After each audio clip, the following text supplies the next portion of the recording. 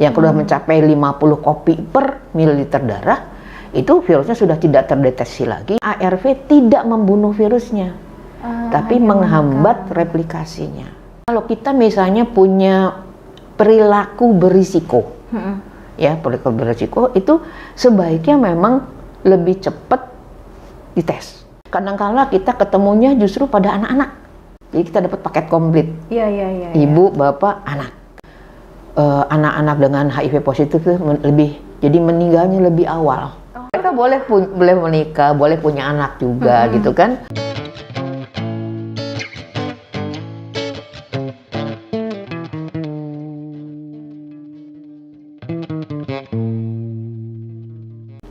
Halo semuanya, selamat sore, selamat kembali lagi bersama saya Nurul. Jadi hari ini saya ditemani oleh Dr. Reni Bunyamin yang dulu pernah menjadi program officer HIV Provinsi NTB ya dok ya? Betul. Tahun berapa tuh dok kira-kira? 2005 sampai 2020. Wah, 5 tahun dok ya. Dan dulu data HIV berapa dok? Dulu masih sedikit ya, dari yang cuman belasan gitu. Sekarang kan udah ribuan. Banyak dok. banget. Nah ini serem banget ya. Jadi hari ini kita mau bahas tentang HIV nih. Saya sempat berpikir, seserem apa sih HIV itu? Nah kan, ternyata nih dok, data ini saya dapetnya data 2022 malahan dok ya. Jadi HIV atau ODA di Indonesia itu mencapai 5.019.158 orang. Tahun lalu, belum lagi tambahannya sekarang. Nah itu dia dok. Dan yang agak mengkhawatirkan saya nih secara pribadi, ini 1.118-nya itu anak-anak dok. Betul. Ya, kayaknya kasihan gitu dok ya. Padahal kita tahu bahwa HIV ini kan tertularnya salah satunya melalui hubungan seksual dan salah satunya melalui jarum suntik ya dok ya. Betul.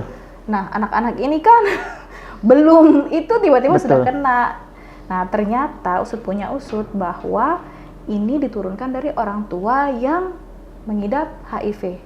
Betul ya dok ya? Sebetulnya bukan diturunkan ya, tapi ditularkan ya. Ditularkan ya dari seorang ibu yang HIV positif, kemudian virusnya masuk jadi ke anaknya. Iya. Nah, mengkhawatirkan nih dok, karena yang terbaru bahkan 2023 ini Kemenkes mengeluarkan data bahwa jumlah ibu rumah tangga yang terinfeksi HIV mencapai 35%. Betul. Ini jumlahnya lebih besar daripada yang ini, kelompok, kalau tidak salah ini kelompok pekerja seks ya dok ya, dan men sex with LSL. men. LSL. Ya, nah ya laki dengan laki ya dok ya. Nah ini dok, ini yang menjadi kekhawatiran kita. Ibu rumah tangga seringkali tidak sadar bahwa dirinya terinfeksi HIV. Betul. Sehingga taunya malah udah stadium parah. Yang lanjut. Dan ini justru mengakibatkan ya kalau dia belum hamil dan ketika hamil punya anak justru turun ke anak-anaknya ya dok ya. Nah di sini kita pengen nanya-nanya nih lebih jauh. Oke, silakan. Khususnya untuk yang awam banget ya nggak sobat PKBI dan Klinik Mitra Keluarga. Nah ini pertanyaan, saya sudah menyiapkan beberapa pertanyaan dok ya. Jadi yang pertama, apa sih hubungan antara HIV dan AIDS? Karena kalau orang awam nih saya mikirnya, orang HIV udah pasti positif AIDS gitu. Jadi sama aja sering disebutnya HIV strip AIDS. Ya, jadi gini, sebetulnya HIV itu adalah Human Immunodeficiency Virus. Ya, jadi HIV itu nama virusnya. Oke. Nah, pada saat dia masuk ke dalam tubuh seseorang, itu pada satu saat dia akan pada saat dites positif. Padahal tidak ada gejala sama sekali, yang kita sebut dengan HIV positif. Nah, kalau kita biarkan dia nggak tahu, kemudian kekebalan tubuhnya menurun, kemudian terjadilah stadium lanjut yang kita sebut dengan AIDS. Jadi HIV positif plus dengan infeksi oportunistik yang diderita oleh orang yang HIV positif ini. Jadilah AIDS yang disebut dengan Acquired Immunodeficiency Syndrome. Kumpulan gejala dari orang yang positif dengan adanya infeksi oportunistik. Berarti udah stadium lanjut baru Stadium bisa. lanjut, betul. Berarti kalau stadium awal positif HIV belum tentu AIDS ya dok? Belum tentu AIDS justru. Jadi kalau semakin cepat dia ketahuan positif, makin cepat mendapatkan terapi dengan obat ARV antiretroviral. Nah, itu semakin dia bisa menjaga kesehatannya, tetap bisa beraktivitas seperti orang yang biasa, orang normal biasa gitu. Dan obat ARV ini apakah harus diminum seumur hidup nih kalau udah ketahuan positif? Betul. Karena dia akan menekan replikasi dari virus. Oke. Ya, juga menghambat sampai dia tidak terdeteksi lagi. Yang sudah mencapai 50 kopi per mililiter darah, itu virusnya sudah tidak terdeteksi lagi, sehingga penularannya juga makin kecil. Jadi kalau tidak terdeteksi, tapi artinya masih ada ya virusnya dok masih ya ada dalam tubuh. Jadi kita harus tetap minum obatnya. Betul, karena ARV tidak membunuh virusnya, tapi menghambat replikasinya. Itu. Oke. Nah, ini apakah, ya tadi kan dokter bilang ya, dia harus diminum seumur hidup. Ada kemungkinan nggak dia berubah atau ada penggantian obat? Karena saya pernah dengar cerita nih dok, minum obat kemudian aku nggak tahu istilah khususnya dalam kedokteran ya, saya nyebutnya kayak ini orang kayak resistensi gitu, dia memerlukan dosis yang lebih tinggi atau gimana dok? Betul, jadi obat ARV itu biasanya diberikan dalam bentuk tidak sendirian, pasti ada kombinasi ya. Itu dikombinasi itu supaya apa? Supaya mencegah terjadinya resistensi. Resistensi berarti kebal terhadap obat tadi. Jadi kalau udah kelihatan nih kok udah kasih ARV kok ya nggak hilang-hilang nih infeksinya. Jadi dilihat lagi, kemudian ada cara untuk meriksanya juga ada. Untuk melihat resistensi atau tidak, biasanya dirubah lagi. Jadi setiap berapa lama itu diubah? Apakah memang enggak, kalau memang dia bagus, tetap responsnya terus aja nggak apa-apa. Oh iya, berarti terus dipantau. Betul, ya. Pemantauan harus tiap bulan ya. Dia harus ngambil tuh tiap bulan obatnya. Obatnya gratis. Gratis ya di puskesmas dok ya? Ya. Berarti sebenarnya udah gampang sih ya untuk sebenarnya akses obat itu. Cuma kadang-kadang orang itu untuk datang ke fasilitas kesehatan tuh ada rasa sungkan, rasa malu. Nah, ya dia takut dipandang, kok orang nih mandangin saya terus. Belum tentu juga sebetulnya ya. Iya, betul. Jadi mereka butuh satu tempat klinik yang lebih menjaga apa kita sebut ya, privasi mereka. Betul. Ya, dan ini bisa ya di klinik kita, di klinik Mitra Keluarga. Nah, udah dijamin deh pasti kerahasiaannya terjaga ya dok. Nah, itu yang bagus betulnya. Nah, iya, cuma kan ya memang sih dok, karena orang masih mikir kayak aduh HIV ini menyeramkan sekali gitu kan. Dikit-dikit takut untuk ketularan lah atau apa gitu kan. Iya. Jadi kan kalau kita misalnya punya perilaku berisiko. Ya, perilaku berisiko itu sebaiknya memang lebih cepat dites. Karena lebih cepat ketahuan, lebih cepat mendapatkan ARV, lebih cepat kita akan beraktivitas seperti biasa dan mencegah terjadinya stadium lanjut yang kita sebut dengan AIDS tadi. Jadi kalau kita selalu saya bilang, bagaimana sih wajah HIV? Kalau kita lihat cermin, lihat diri kita, itulah wajah HIV. Sama dengan orang biasa, betul. Nah, ini ilmu baru nih, pengetahuan baru buat kita, khususnya saya juga dok ya, bahwa kita mikirnya HIV udah pasti AIDS, padahal enggak gitu kan, dia dua hal yang berbeda dok ya. Nah terkait yang waktu dokter bilang, ini kalau kita lihat di cermin nih, HIV itu adalah kita. Nah berarti apakah nggak kelihatan nih gejalanya? Secara kalau kasat mata. Masih HIV positif, nggak kelihatan. Nggak kelihatan ya, sehat-sehat aja. Sehat-sehat secara aja. fisik kita bisa ngapain aja. Betul. Oke. Tapi justru kita harus sadar kalau kita positif. Nah, kita harus yakin bahwa kita tidak menularkan kepada orang lain. Nah, ya kan? Jadi ada beberapa hal yang perlu kita sikapi, bahwa kalau melakukan hubungan seks yang aman. Tidak menggunakan jarum suntik bergantian. Itu yang penting justru. Minum obat harus teratur pada jam yang sama. Jadi dia nggak boleh sekarang siang, besok sore. Jangan. Nggak boleh ya. Itu dari hal-hal kecil ya. Jadi kebiasaan-kebiasaan kecil seperti kita misalnya sebelum tidur gosok gigi, kebiasaan kecil kan. Ini juga minum obat pada jam yang sama. Kebiasaan kecil tapi kalau dilakukan secara benar, itu dampaknya luar biasa. Nah itu kan HIV-nya dok, tapi kalau AIDS-nya apakah sudah kelihatan secara kasat mata nggak itu? Ya, jadi kalau kita mendapatkan pasien misalnya dengan diare yang nggak selesai-selesai, biasanya kan kalau diare kita paling 3-4 hari selesai, ini sampai bulanan nggak selesai-selesai, satu. Yang kedua, ada infeksi jamur di mulut. Kayak sariawan gitu dok? Iya, tapi juga ya? parah. Kemudian ada TBC pada orang yang muda gitu ya. Kita sudah jangan-jangan. Nah gitu kan. Gitu. Jadi kita sudah melakukan anamnese atau pertanyaan lagi lebih lanjut. Pernah begini nggak? Pernah begitu nggak? Jadi karena Tes. imun kita lemah gitu. Betul. Ya. Jadi semua penyakit ada. Jadi itu yang harus kita perhatikan. Kadang-kala kita ketemunya justru pada anak-anak. Anak-anak datang misalnya dengan pertumbuhan yang tidak sesuai dengan umur, anak yang berulang diare, dengan infeksi paru, kita sudah curiga. Coba tes positif. Kalau positif, pasti dari ibunya dong. Ya, berarti tes ibunya juga positif. Ibunya dari mana? Mungkin dari suaminya. Jadi kita dapat paket komplit. Iya. Ibu, bapak, anak kena. Itu. Jadi screeningnya emang harus sekeluarga gitu. Betul dok. sekali. Kayak TB dok ya?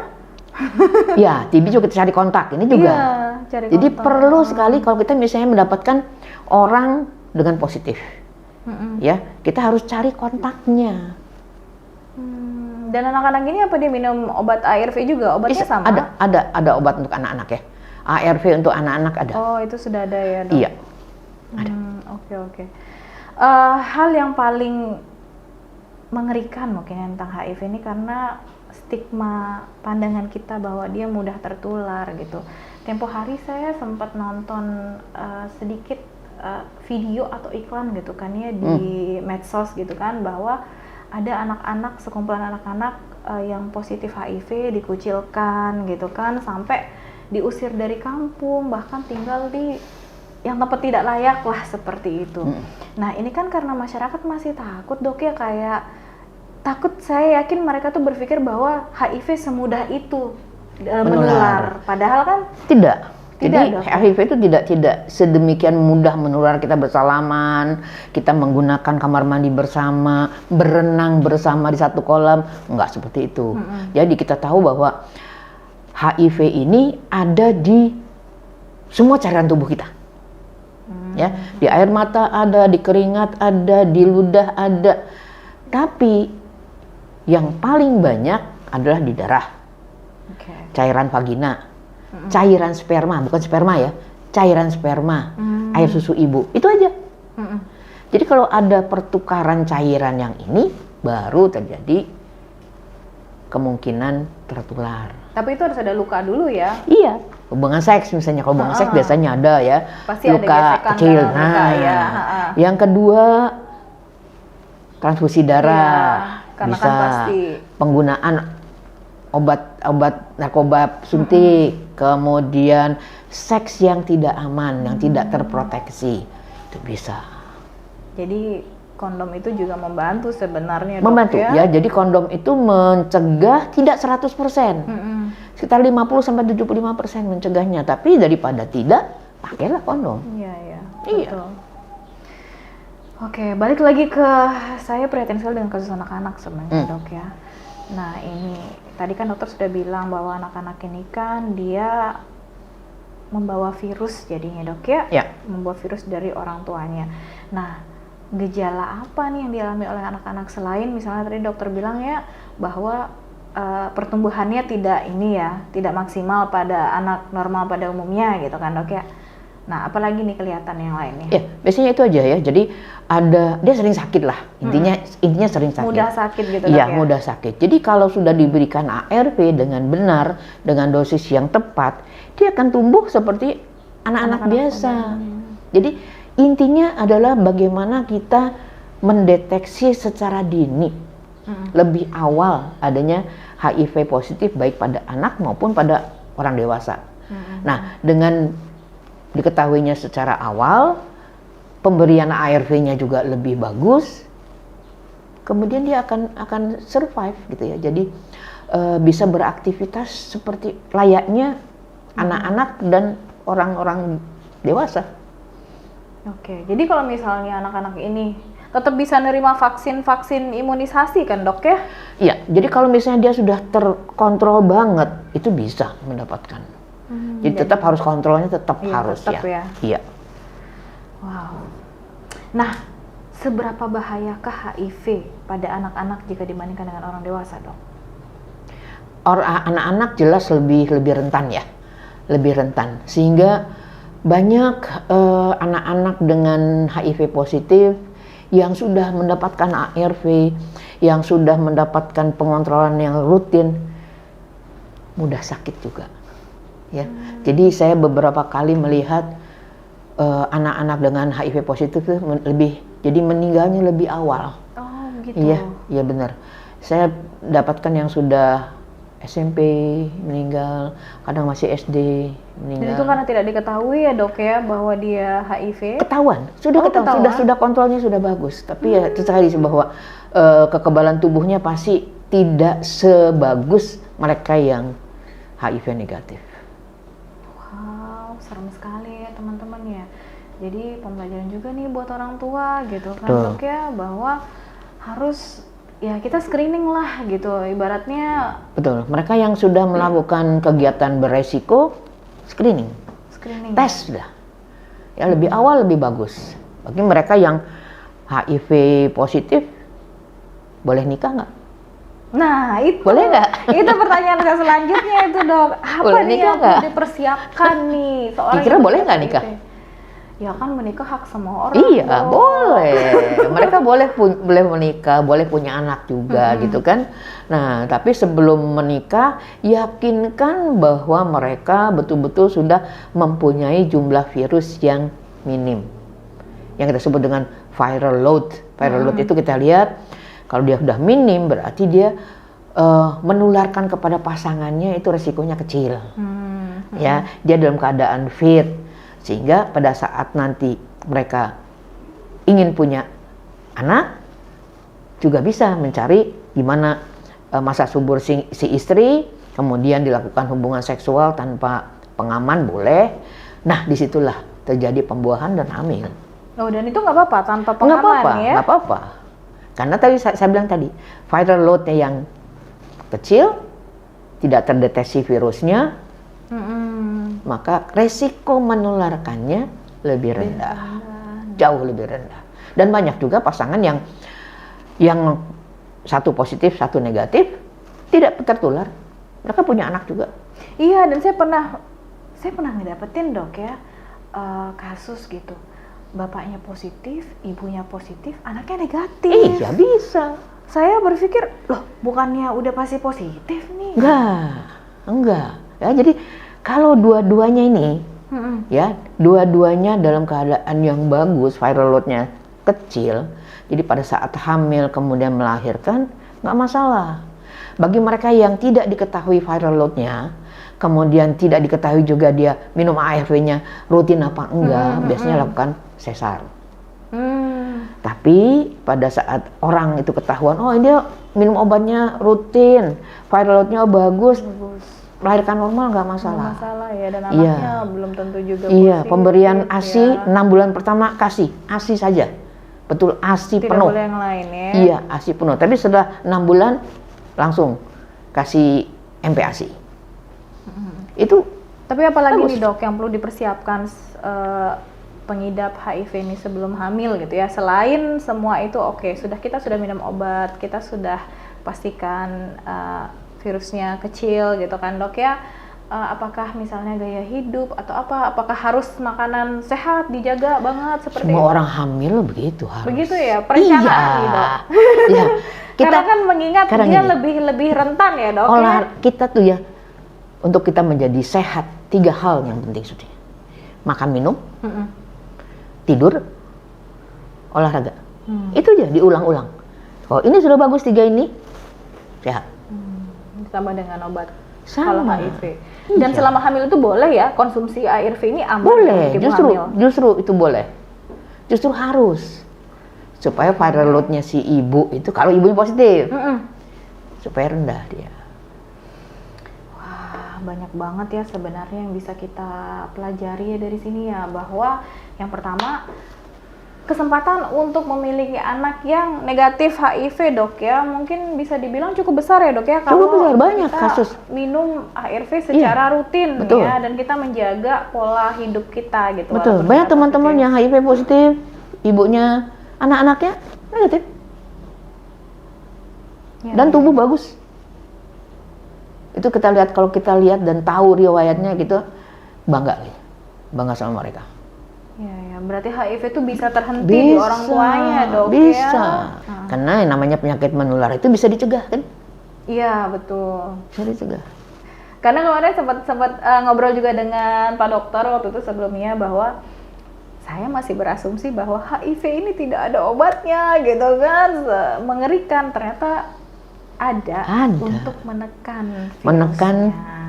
Perbanyakan virus ya, replikasi itu perbanyakan Dan virus. kita masih bisa hidup normal Bisa. ya, dan bisa berdampingan dengan orang normal juga. Jadi teman-teman jangan takut, walaupun misalnya ada keluarga yang terkena HIV, jangan takut karena tidak semudah itu penularannya. Betul. Sudah Ya pernah kan? tes belum?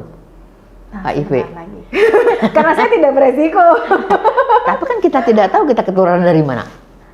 Ya kan kita harus tahu dok, pasangan kita beresiko enggak? Alhamdulillah selama ini setia dok ya, satu pasangan. Tapi saya akan coba itu, benar. Benar. Saya juga pengen tahu sih, jadi saya pernah tes dan negatif, kayaknya seneng banget gitu loh. Itu ya. Iya. Jadi kita bisa memberikan saran kepada orang lain bahwa tes HIV itu tidak seserem yang kita duga. Iya, iya. Gitu. Kalau begitu teman-teman yuk tes sama saya bareng. Berarti saya juga mau cobain, karena saya berpikir oh yang beresiko aja nih yang ganti-ganti pasangan seperti gitu kan, yang paling awam dok ya, yang ganti-ganti pasangan. Sekarang gini, ibu hamil, kita nggak tahu kan dia beresiko tidak atau tidak, ya kan? Kita tuh ada pencegahan ABCD, malah saya tambahin E. Nah, kemarin saya baru tanya sampai ABCD, yang E apa dok? Edukasi kayak yang kita lakukan sekarang. Ah, betul. Iya, iya. Ya kan? Berarti 5 ya. Yang B-nya kan be faithful, Iya. bersetialah. Setia. Nah, kalau si ibunya yang setia, tapi suaminya kesana kemari, beresiko dong. Iya. Tapi dia tidak sadar, Betul ya. ya kan?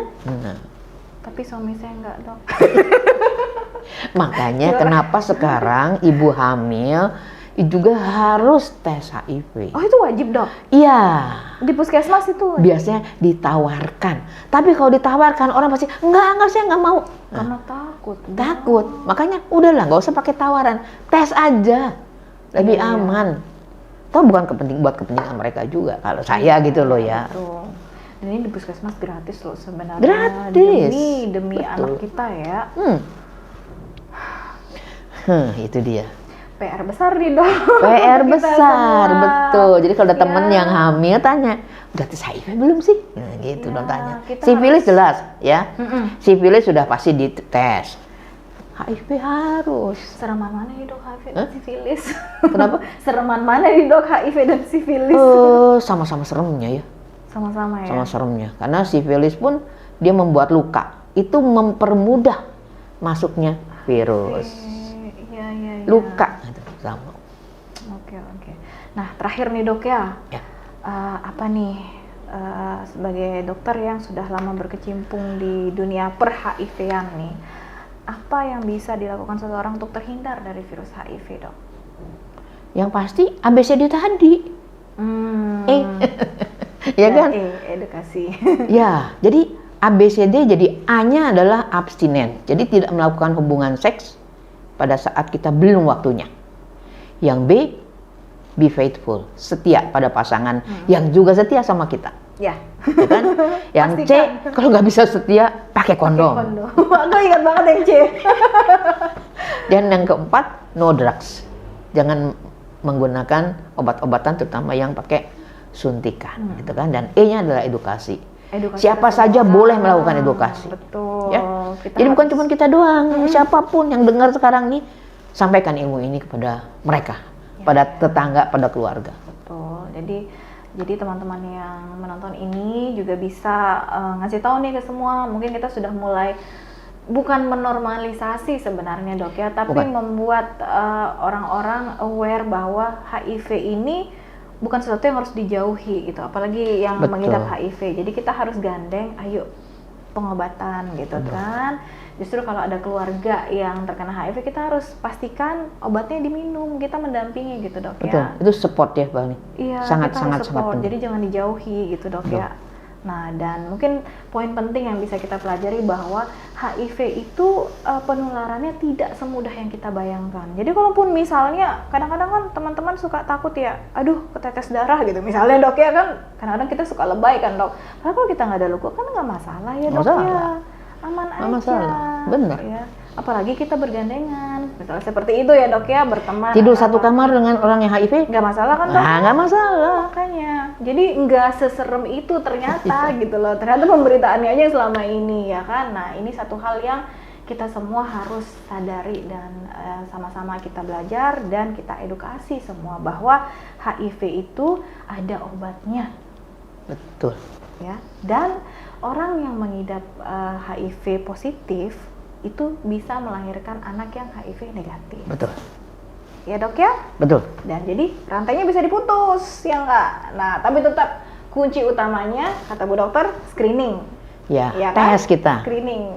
Kita tahu status kita di mana. Ya. Jangan bikin status di WA sama Facebook aja gitu ya. Iya, betul. Status di klinik mitra keluarga. Biar ketahuan positif apa negatif dan rahasia terjaga. Betul. Oke dok.